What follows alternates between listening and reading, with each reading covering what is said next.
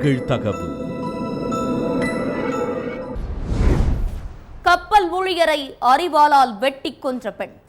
ஓடிவிடக்கூடாது என்பதற்காக மிளகாய் பொடியை முகத்தில் தூவி வெறிச்செயல். நான் தான் வெட்டி கொன்றேன் என நெஞ்சை நிமிர்த்து கொண்டு சொன்ன பெண். கொல்லப்பட்ட கப்பல் ஊழியருக்கும் கொலை செய்த பெண்ணுக்கும் என்ன சம்பந்தம்? இவ்வளவு கொலைவெறி எதற்காக? பின்னணி என்ன?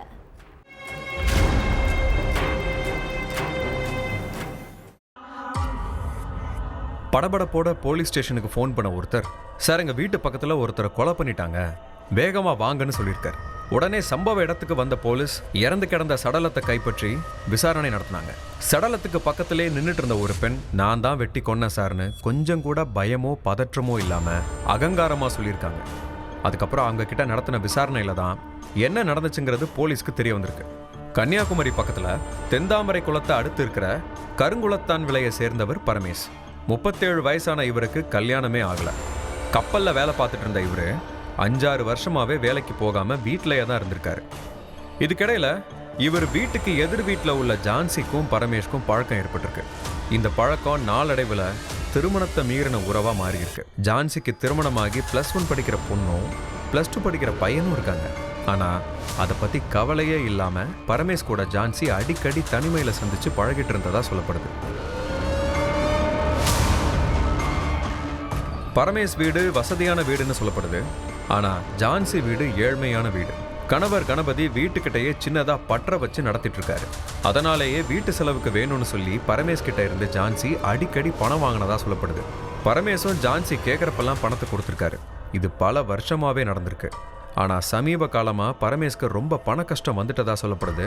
இருந்த சொத்தெல்லாம் போயிருச்சு, வேலைக்கும் போகல, அதனால எனக்கு கொஞ்சம் பணம் தேவைப்படுது, எப்படியாச்சும் ரெடி பண்ணி கொடுன்னு ஜான்சி கிட்ட பரமேஷ் கேட்டிருக்காரு. ஆனா ஜான்சி என்கிட்ட பணமெல்லாம் எதுவும் இல்லை, என்கிட்ட பணமெல்லாம் கேட்காதீங்கன்னு சொன்னதா சொல்லப்படுது. உன் பணத்தை ஒன்றும் கேட்கல, இத்தனை வருஷமா நான் கொடுத்த பணத்துல இருந்து கொஞ்சமாச்சும் என்கிட்ட திருப்பி கொடுன்னு கேட்டிருக்காரு பரமேஷ். ஆனா பணத்தை கொடுக்க மறுத்த ஜான்சி அவர்கிட்ட கத்தி சண்டை போட்டிருக்காங்க. இப்படியே 2 பேருக்கும் நடுவுல பிரச்சனை பெருசாகி கொஞ்ச நாளாவே முட்டல் மோதல் அதிகரிச்சுட்டே இருந்திருக்கு. 2 பேரோட வீடும் எதிரில தான் இருக்குங்கிற நிலையில குடிபோதையில இருந்த பரமேஷ் ஜான்சி வீட்டு முன்னாடி நின்று ஜான்சியை கண்டபடி பேசினதா சொல்லப்படுது. அக்கம் பக்கத்துல உள்ளவங்க பாக்குறாங்க, அவமானமா இருக்கு, எதுவும் பேசாம கிளம்புன்னு ஜான்சி எவ்வளவோ சொல்லியும் மது போதையில பரமேஷ் தகாத வார்த்தைகளால அளவுக்கு மீறி பேசினதா சொல்லப்படுது. அந்த நேரத்துல ஜான்சியோட கணவர் கணபதி வேற வீட்டில தான் இருந்தாராம். அவரும் என் மனைவியை எப்படி இப்படியெல்லாம் தப்பா பேசலான்னு கேட்டு சண்டை போட்டிருக்காரு. ஆனா அது எதையும் காதுல வாங்கிக்காம வாய்க்கு வந்ததை பேசிட்டு பரமேஷ் அங்கிருந்து கிளம்பி போயிருக்காரு.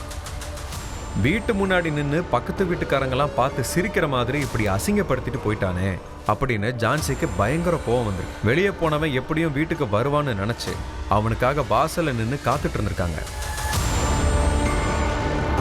கொஞ்ச நேரம் கழிச்சு அங்க வந்த பரமேஷ் அவரோட வீட்டுக்குள்ள போக பார்த்திருக்காரு. அப்போ அவரை பிடிச்சு இழுத்து அவரோட முகத்துல மிளகாப்பொடியை வீசியிருக்காங்க ஜான்சி. இதுல நிலக்குழஞ்சு கீழே விழுந்த அவரை அரிவாளால சரமாரியா வெட்டினதாகவும் அடுத்த ஒரு சில நிமிடத்திலேயே பரமேஷ்க்கு ரத்தம் கொட்டி துடிச்சு இறந்துட்டதாகவும் சொல்லப்படுது. அது மட்டும் இல்ல, இந்த கொலைக்கு ஜான்சியோட கணவர் கணபதியும் உடந்தையா இருந்ததாகவும் சொல்லப்படுது. கொலை பண்ணதும் இல்லாம நான் தான் கொன்னேன்னு அகங்காரமா சொன்ன ஜான்சியையும் உடந்தையா இருந்த கணவர் கணபதியையும் போலீஸ் கைது பண்ணி தொடர்ந்து விசாரணை நடத்திட்டு இருக்காங்க.